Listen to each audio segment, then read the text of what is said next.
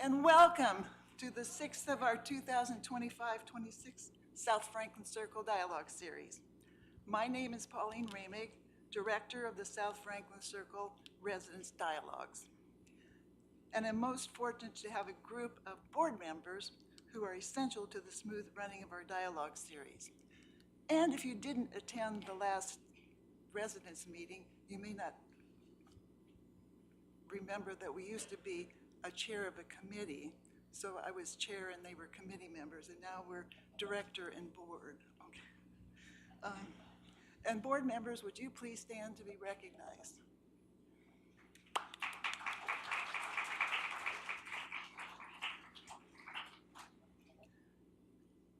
We are most grateful for the steadfast support of our Judson corporate and South Franklin Circle staff members, as these individuals are very special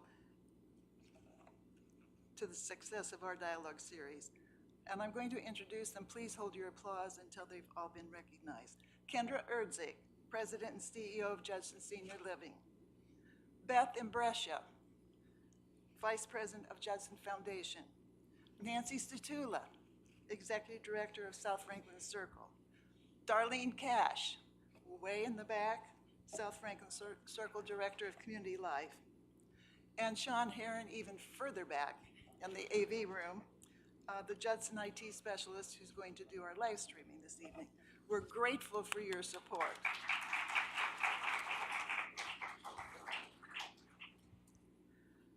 Our sincere gratitude to all our South Franklin Circle resident sponsors of this season series. We could not offer these dialogue series without their support. Sponsorships underwrite speaker honorariums and reception costs. A most special thank you to this evening's sponsors, Carol Markey,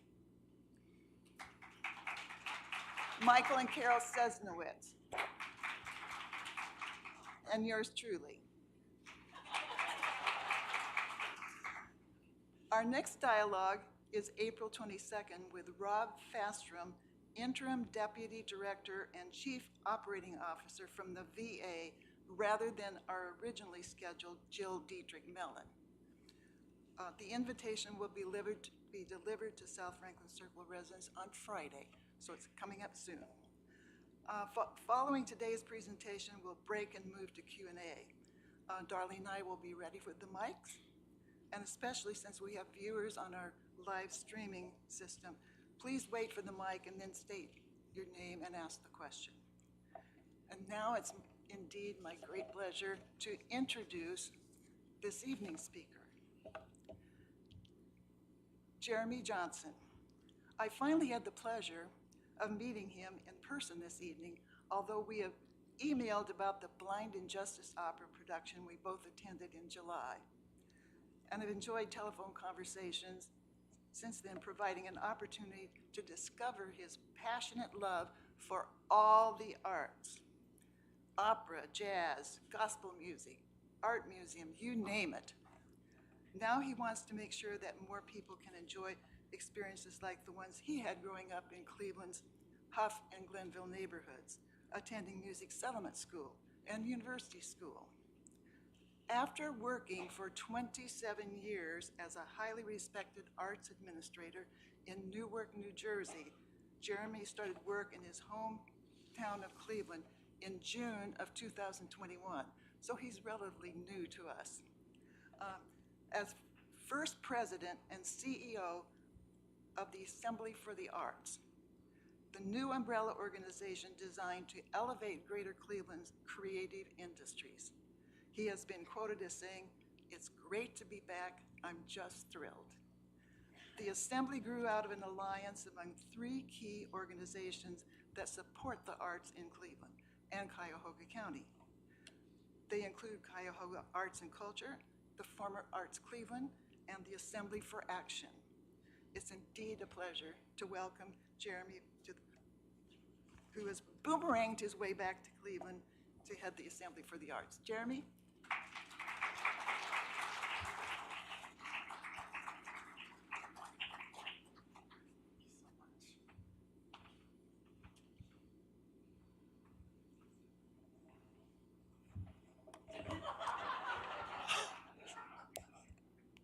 I'm a little taller today. It's a pleasure to stand before you all. Thank you, Pauline, for that wonderful introduction.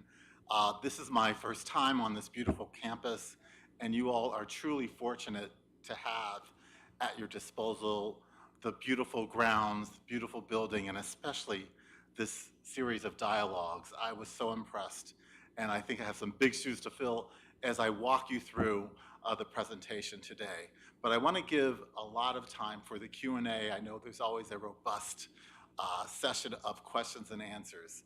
So let's begin. So you know my name, Jeremy Johnson, Assembly for the Arts. I just want to give you a little bit more of who I am, where I started. Pauline sort of gave you some of that, and I'm going to follow along with a little slideshow. But yes, I am from Cleveland. I boomeranged back, and Cleveland has played a really important part of my love for the arts and my love for arts and culture.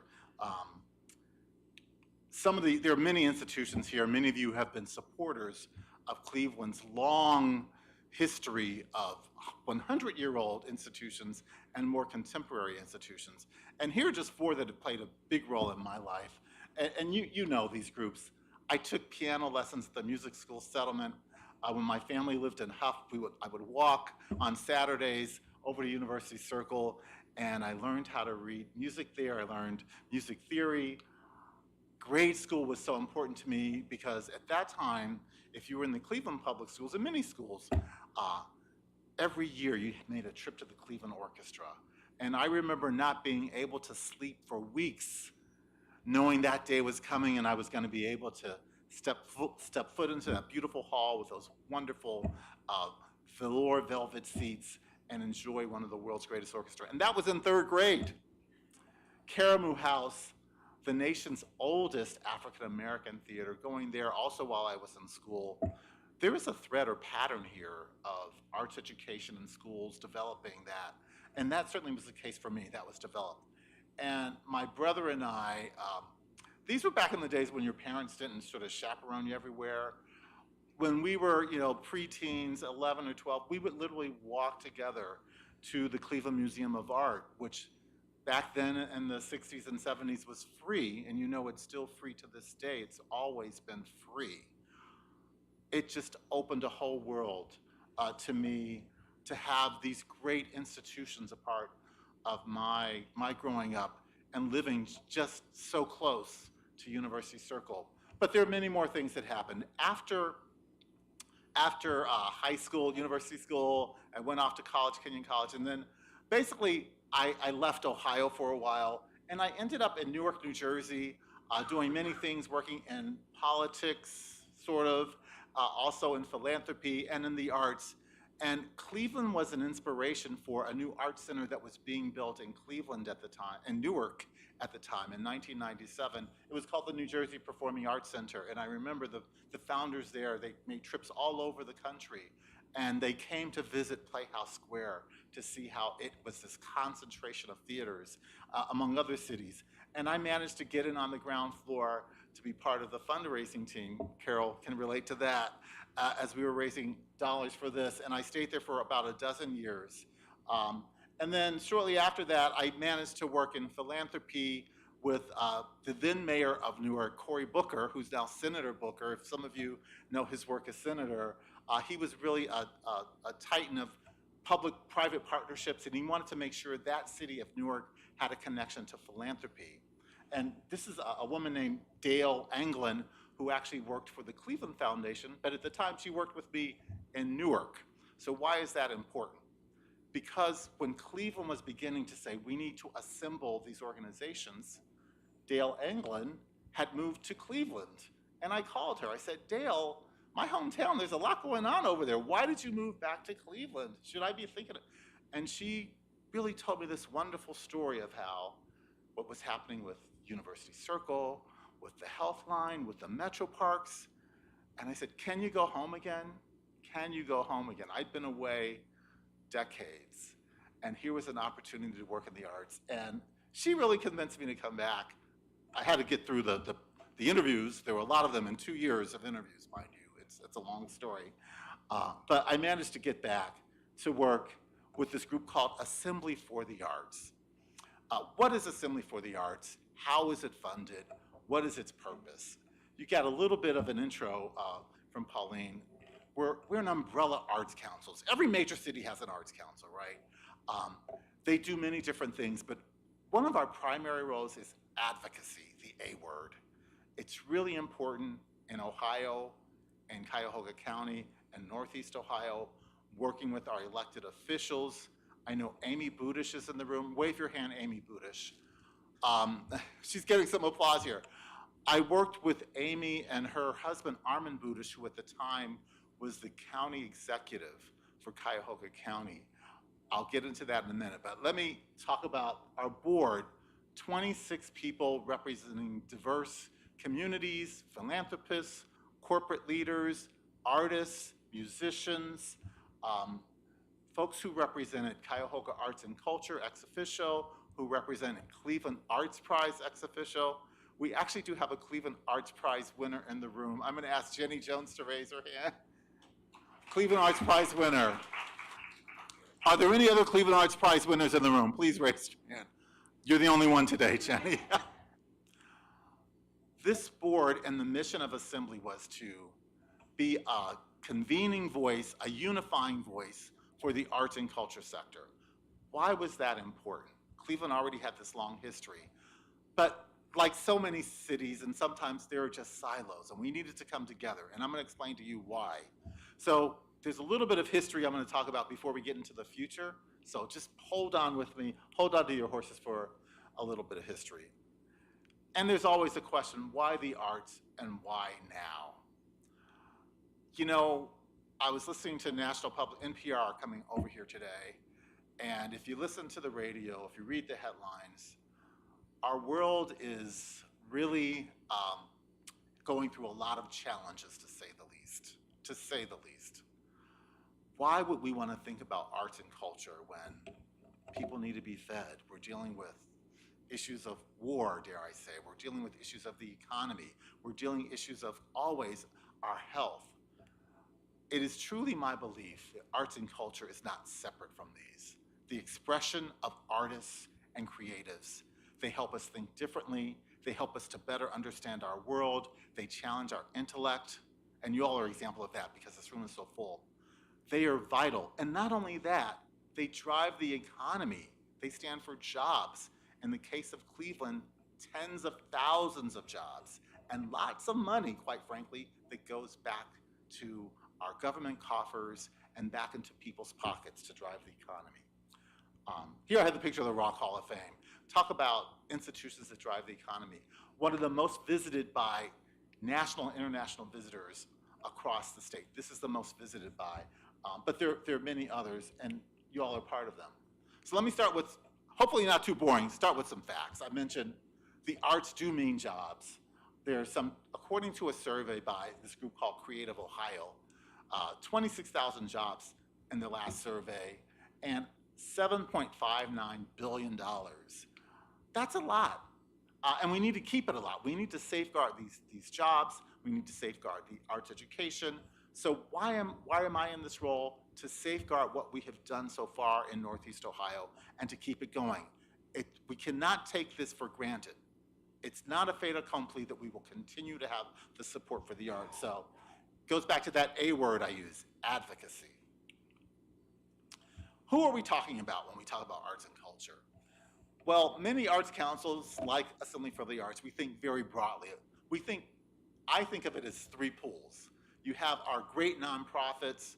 There's something like 300 nonprofits that are supported by Cuyahoga Arts and Culture.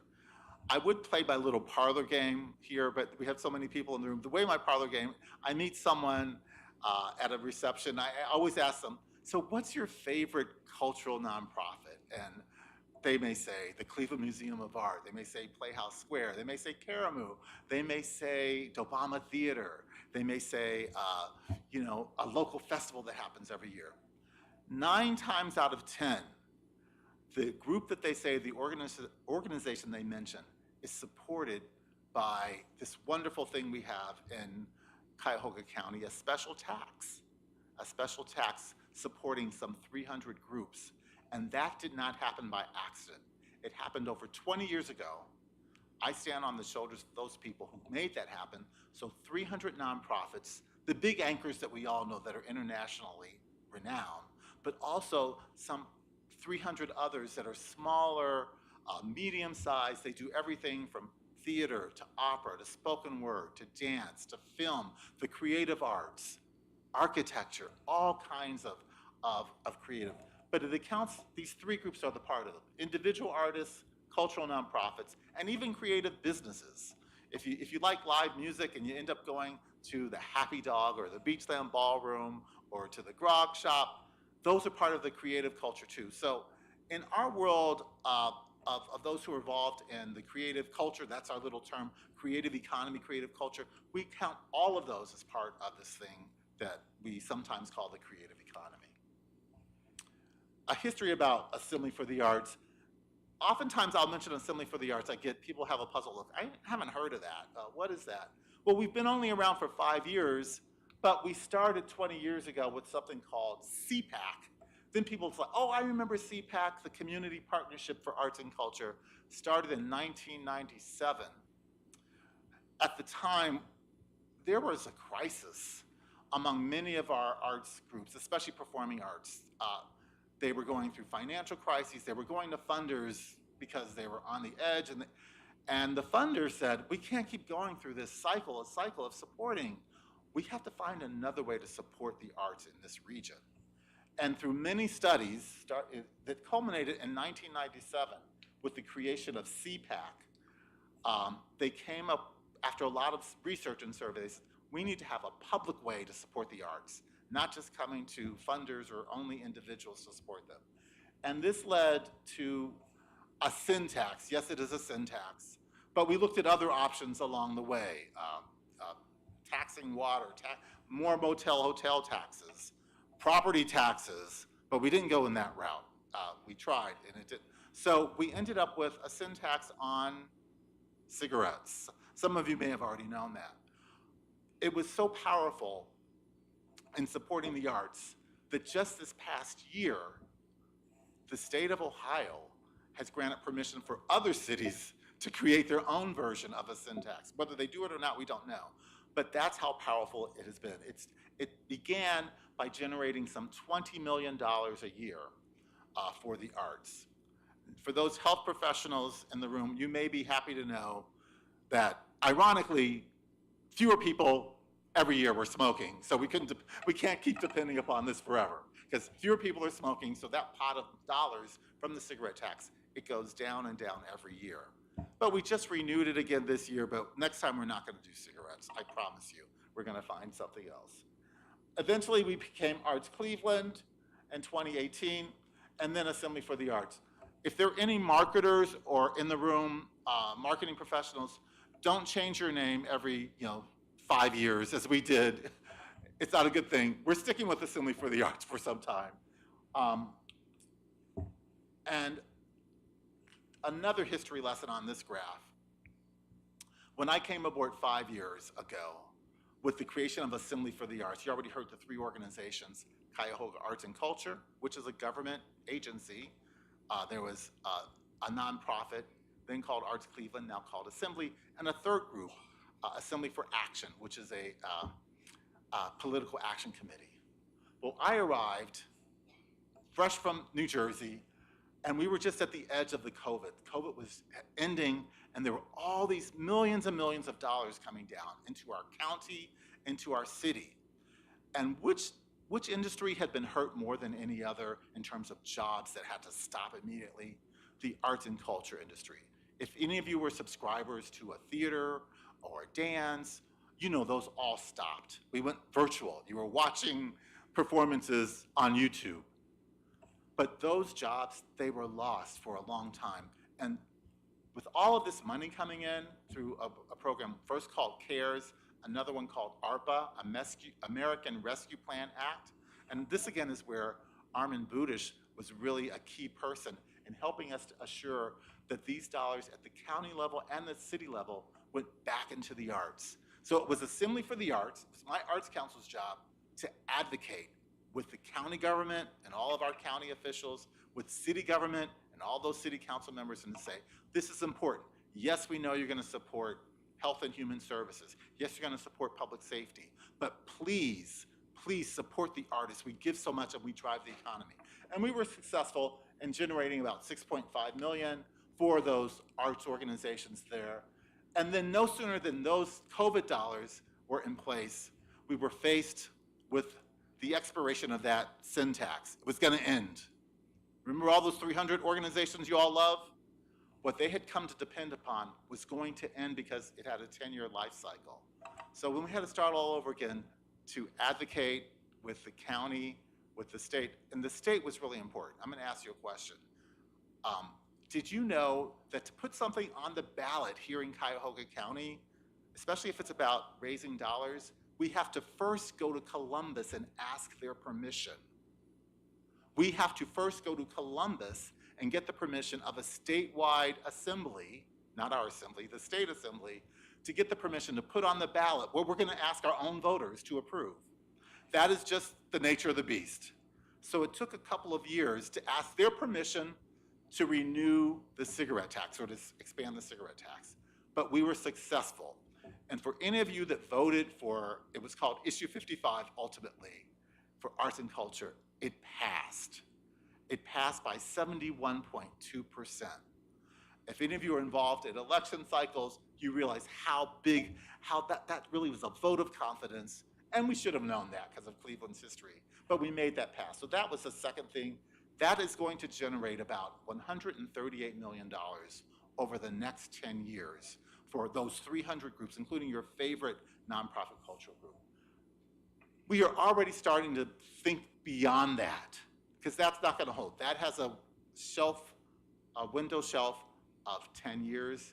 In 2034, 2035, that will be over. So we're now doing research on what can supplement or replace that. We're looking at 15 other cities and regions, doing a deep dive on 5 cities. So maybe the next time I come, I can tell you where we're going to land. Very exciting to look at places like Portland, Oregon, or Denver, Colorado, St. Paul, Minneapolis, Pittsburgh, Cincinnati, how they approach public funding for the arts differently from us, and can we learn from them? Even though the sin tax has been very effective in safeguarding support for our group. So forgive that history lesson. I sort of went through this already. I was slow on the slide. 71.2 voted yes, 300 cultural nonprofits, 2035. So let's keep my slides moving. One thing that we need to do as we look forward is to diversify our sources. Some of you are adamant supporters of arts and culture. We have some of the best endowed large institutions here from anywhere. I mean, the Cleveland Museum of Art, no institution can hold a shoulder. The Cleveland Orchestra, and I love going to their, we mentioned the Rock Hall, major anchors, and then many more. But many of our smaller groups are dependent upon public funding, that the funds from Cuyahoga Arts and Culture. How do we expand that? Is that going to be another kind of tax, dare I say? Would that be some way to think regionally? I'll give you a little secret. As we're doing our research, we're finding that the regions where public funding has been most successful has been where they have thought regionally, not just one county, but more than one county. So could we ever get to that point? Possibly, but we got to build up to it. So we're at the beginning of the beginning.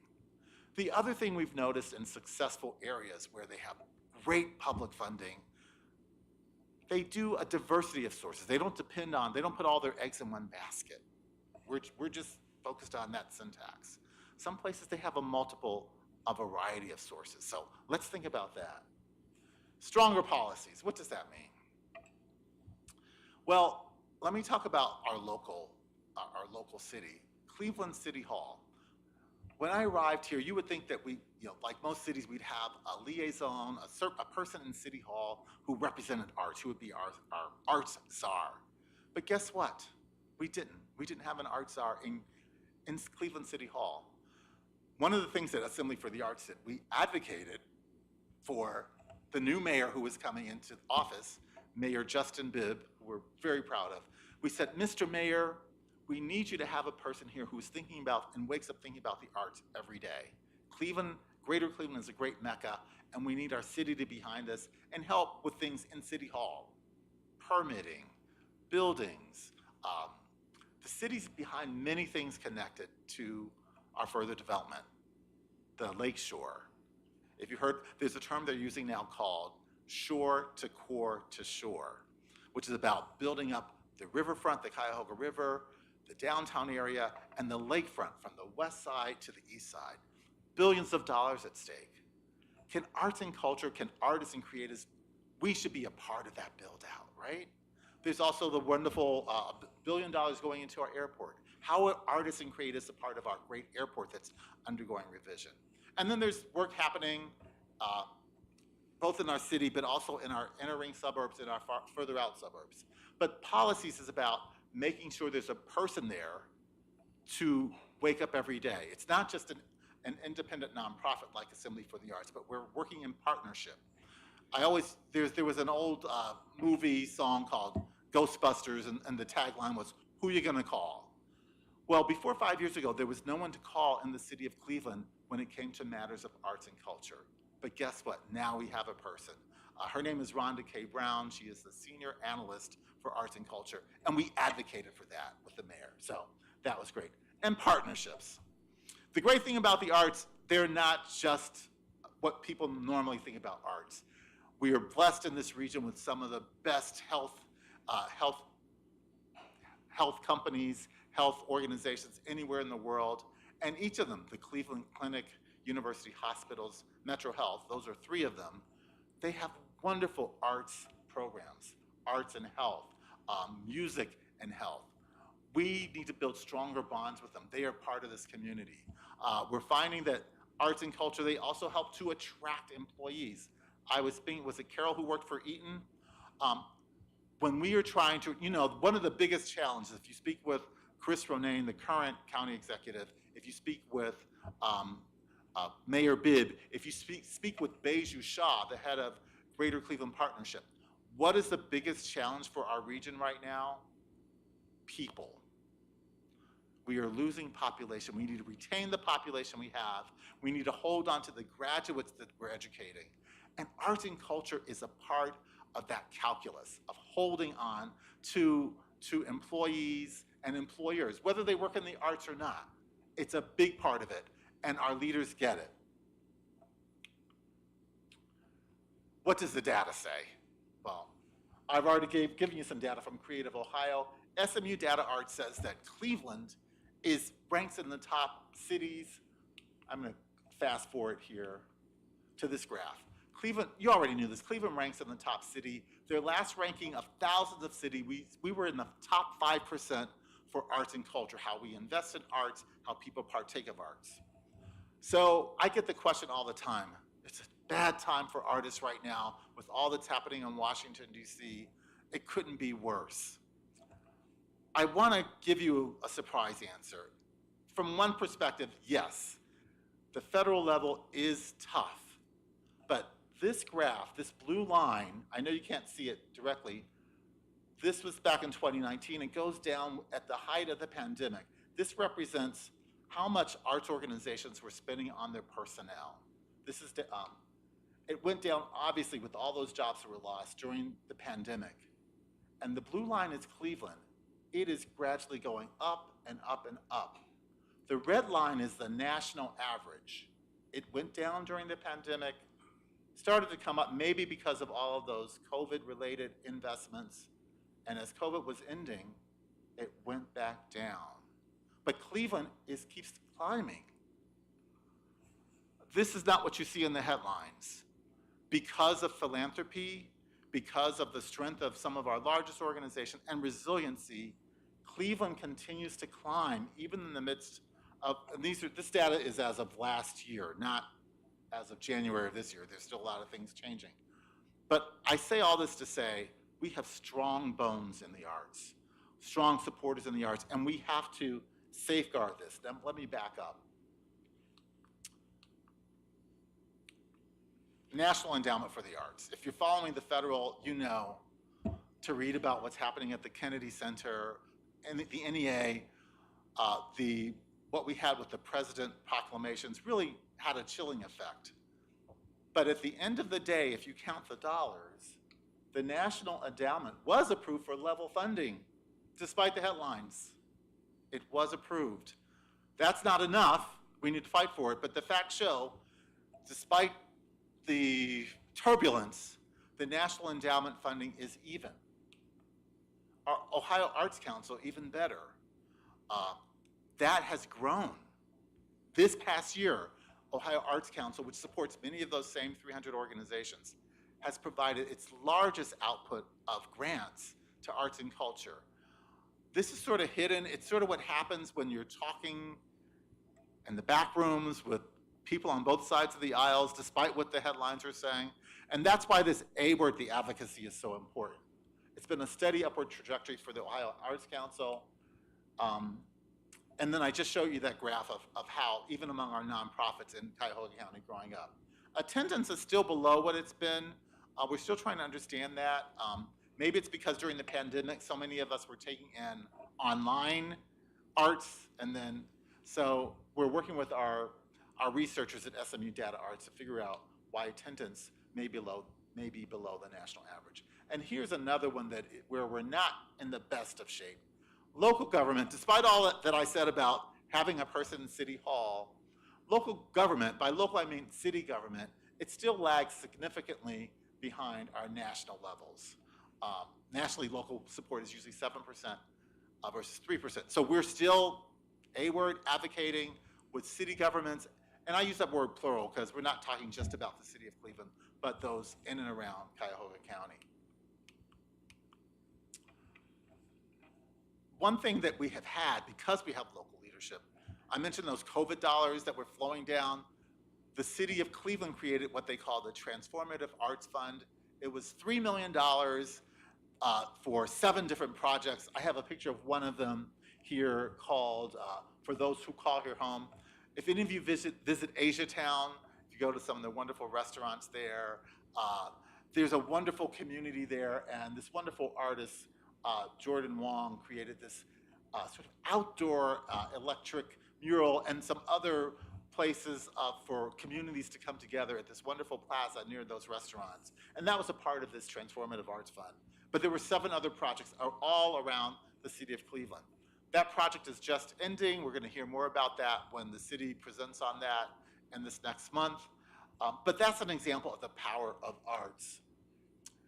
And now I want to talk about creative placemaking. I think being here at Franklin Circle is an example of great placemaking. In our cities, we need that as well. And Assembly for the Arts, we have a new location. It's in Midtown. Let me just talk a minute about Midtown. Get really excited because Midtown, by its name, you know, it's halfway between downtown Cleveland and University Circle. And with the support of the leadership of the Cleveland Foundation, they built their headquarters right in Midtown, very intentionally, to be cheek by jowl with the Huff neighborhood, with the Central neighborhood, with the Fairfax neighborhood, with Asiatown. They wanted to be a part of investing in disinvested neighborhoods, and they wanted to use their real estate dollars, not just their grant writing dollars, but their presence to help drive improvement, to drive investment. And next to their headquarters, they've also built what they're calling the Midtown Collaboration Center.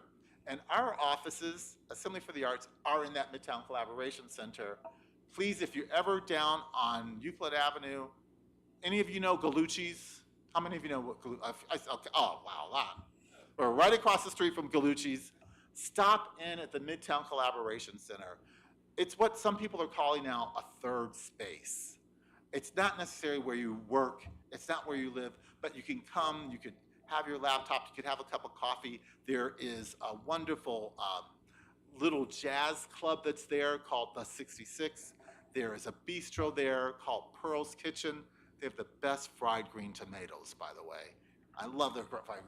But it's all part of this campus to enliven a community, the Huff community. I was speaking with one of my University Circle friends not far from the original university school in Huff. But this is where this place is, you know, it's a neighborhood that's seen better days, and we want those days to continue. So this property, where we are, we collaborate with other. Case has offices there, Case Western Reserve. University Hospital has a diabetes clinic there. There's a business incubator called Jumpstart that's really huge that's there. Cleveland Institute of Art has a wonderful outpost there doing some wonderful virtual reality work. If you know anything about, if you have kids or grandkids that are into virtual reality, to see their work there would be really fantastic. Within our space, we are co-located right within our office with two other groups, actually three other groups. I'm missing a logo. Cleveland Arts Prize. We share an office, back office space, shared service. Cleveland Arts Education Consortium. They're a group of nonprofits focused on our children and educating children and lifelong learning, educating seniors as well. And there's a third group that just joined us, Chamberfest Cleveland. If any of you enjoy Chamberfest, so we're all co-located. Why is this important? Well, it's really hard for nonprofits, but when we share services, we can save costs. And thanks to the Cleveland Foundation for creating this place, we can save a lot of costs together. So what's next for Greater Cleveland to recap? Rethinking that cigarette tax. This is 10 years down the line, but we're starting on that now. Reigniting a cultural plan. What does that mean? We have plans for downtown. We have plans for our lakefront and waterfronts. There are plans going on in all the neighborhoods in our city and beyond, but we need a cultural plan that wraps it all together and also centers arts and culture. And bolstering artists and cross-sector partnerships, whether that's with health, public safety, with our government, with those even outside the arts. So this sort of sums it up as I look at this picture by the Cleveland Public Library with an installation by Land Studio. There's gonna be a lot ahead of us for the next 10 years as we're looking at our waterfront development, the airport. I didn't mention even the Browns. Can I mention that in this room? Am I? But there are literally billions of dollars, billions in development. Arts and culture needs to be a part of that. And we also need to remember the artists, the creatives. We can't have art without artists. So we want to continue to invest in them as well. So I think I've talked long enough for now. I want to give some time for our Q&A. So I'm going to turn it back over to Pauline. Thank you, Jeremy. It was very interesting. I learned a lot. I hope everyone else did as well. We'll now move to Q&A, and remember, wait for the mic, and then state your name and ask your question. We have one here on the left. And we know who the first one is. That was a good prediction. I think you would be first. I have to admit that I live with an artist. So my question is, do you have a program specifically to help struggling, the word struggling artists, commercialize their products? To help them commercialize their products. Is there a program, do we have a program to help struggling artists commercialize their products? The answer to that is we do have a program that is funded in part by that cigarette tax through Cuyahoga Arts and Culture. We have two programs. One, it's a program that's for artists who are competitive, so I don't know if they would be struggling because they have to go before a jury. It's called the Creative Impact Fund. I didn't bring postcards for that. You have some other postcards. But that's a $10,000 arts prize that we do every year with the support of Cuyahoga Arts and Culture. The second may be more relevant.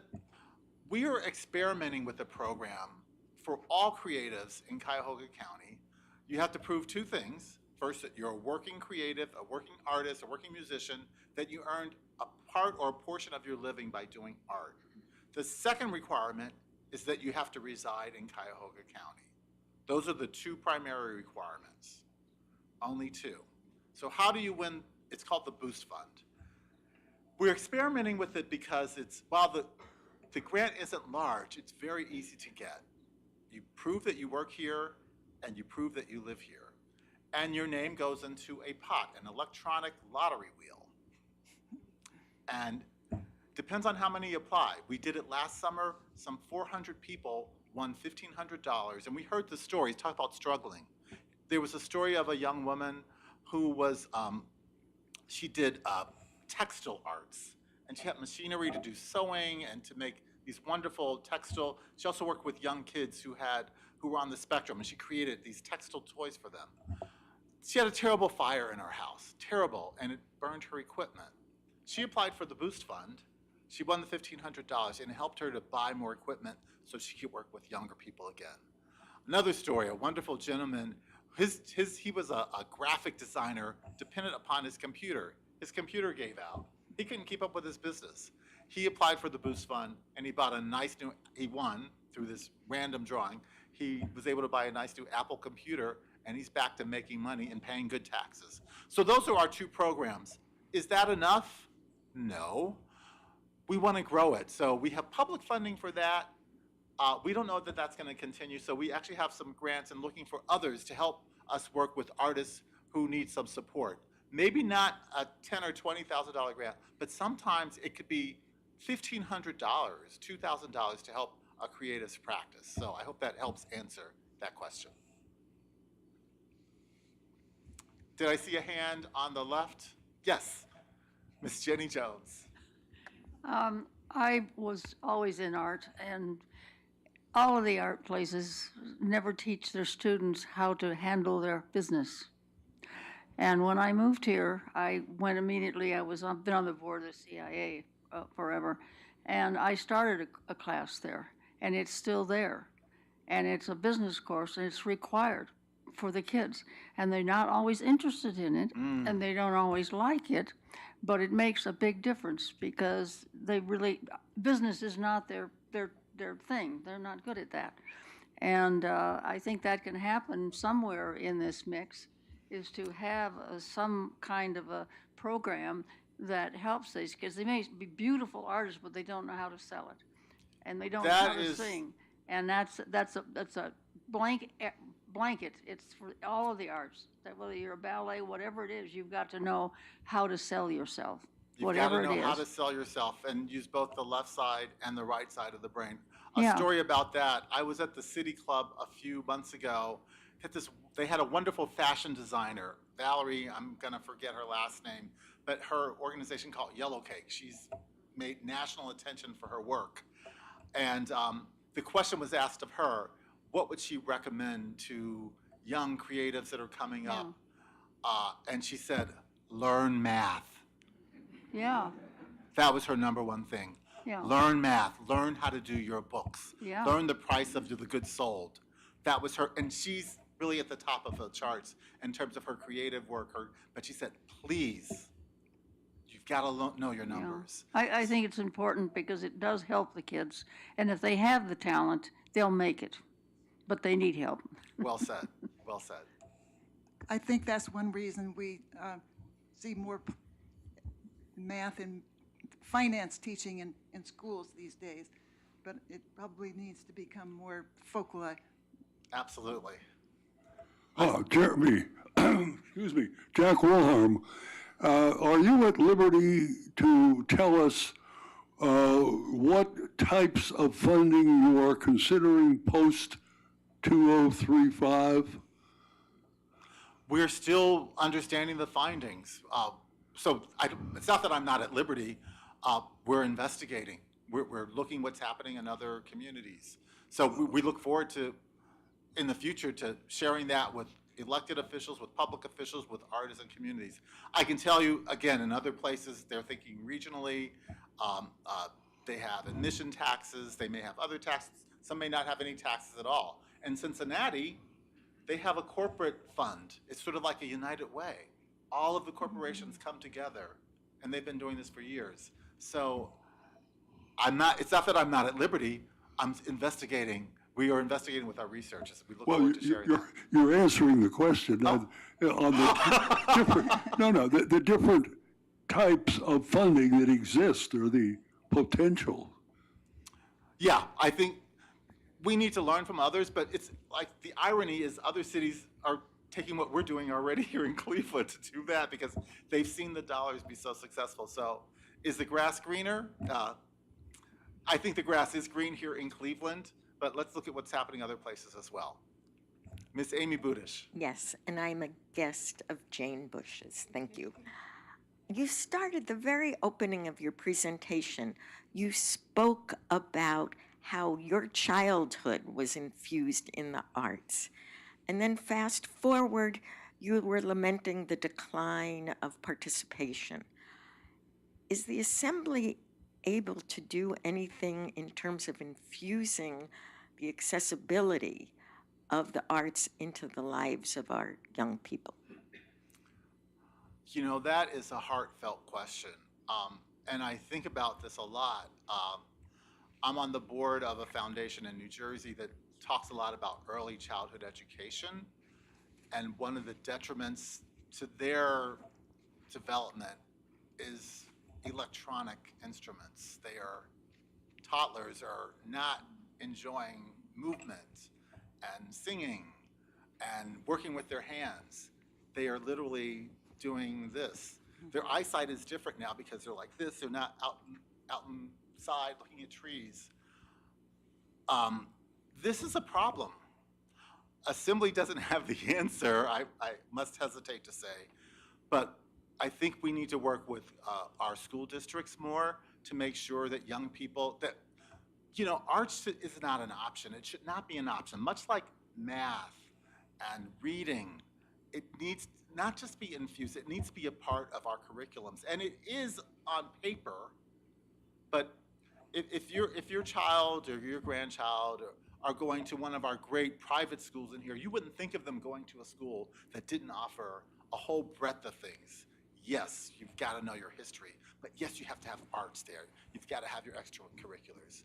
But so many young people in our communities who don't attend those fine schools, but may attend a public school, don't have access. And we've got to raise the alarm, because if we don't, it was Frederick Douglass, I believe, said, if we don't invest in the child, we will end up having to invest on the back end and them afterwards, after they are grown. We need to invest on the early part. So I mentioned we have in our space the Cleveland Arts Education Consortium. That group is doing a lot of great work, and we need to make sure they're working stronger so they can work with our public education in all schools. So that's close to my heart. I wish I had a broader answer. There may be some greater minds. Maybe one of your next speakers could talk about that. Thank you for that question. Hi, I'm Dot Bamback. I'm a resident here. And a few weeks ago, I watched the Oscars, and then I thought back to Timothy Chalamet imploding after his comments on ballet and opera. And so I'm wondering, in your view, was there a grain of truth in his observations?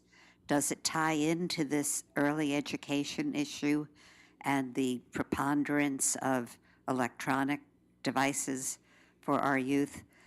And do we just give up on it, or is there, how do we keep this going? Well, we don't give up. We don't give up. You all know the Winston Churchill quote, you know, when it was said, at the height of World War II, it was said, do we still go on with the orchestra concert because there's a war about to happen? He says, well, what are we fighting for if we're not fighting for the right to have arts and culture and expression? We can't give it up. I don't want to comment on the Timothy Chalamet, if any of you kept up with that.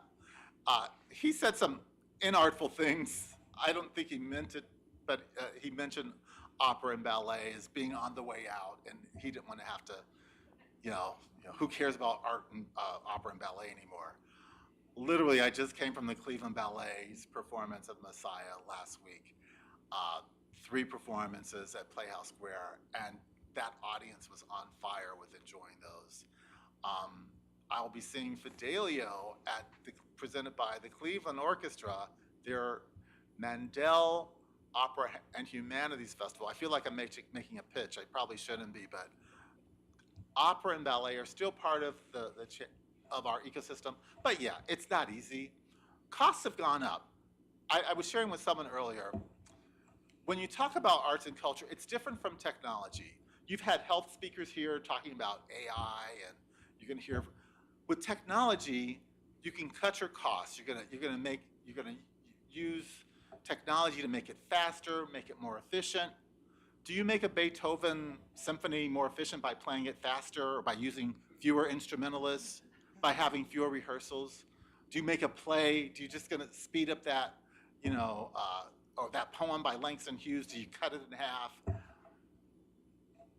And people have written about this. There's a famous professor, his name is Baumol, B-A-U-M-O-L. He's written about the challenge of supporting the arts and culture, because they don't have the returns of economy. That's why they require subsidy. They're not like a machine.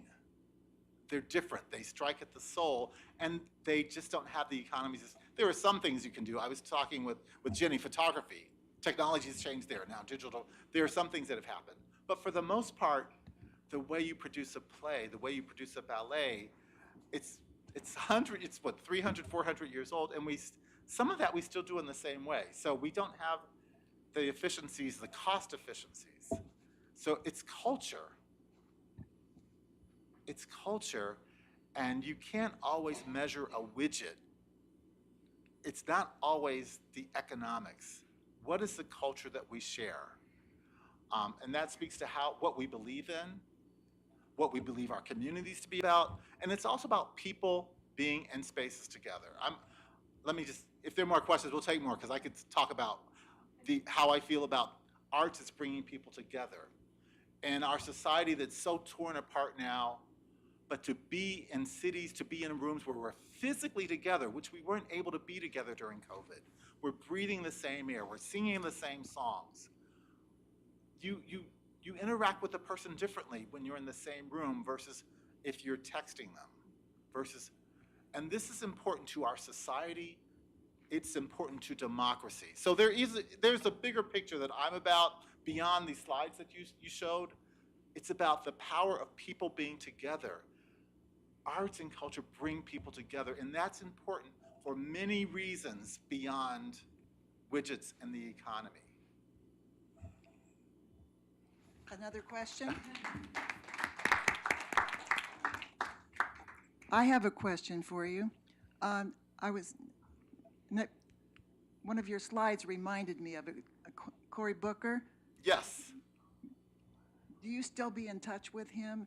And how influential do you think he can be into the Assembly of Arts issues? Well, I was trying to be nonpartisan, but I shouldn't have. But I'm a fan. I was a fan because I'll speak to his role when he was mayor of Newark. There he is. He was very active in crossing the aisle in early childhood education, reentry, because the cost of people coming home and the cost of putting people behind bars. And he got a lot of attention from both sides of the aisle. We don't want to spend money needlessly. We need to invest again on the front hand. I'm not in touch with him directly anymore, other than supporting him from afar. But I learned from him the power of storytelling, the power of virtue. But he's now a senator. It's different being a senator than it was being the mayor of a city. Different things. But I don't keep in touch with him as closely. But thanks for that question. Well, perhaps you didn't watch CNN. He was on CNN today talking about his new book and his new way of bridging the divide that we are so experiencing today. Good question. Any other questions? Thank you very much. Thank you, Pauline. Thank you so much.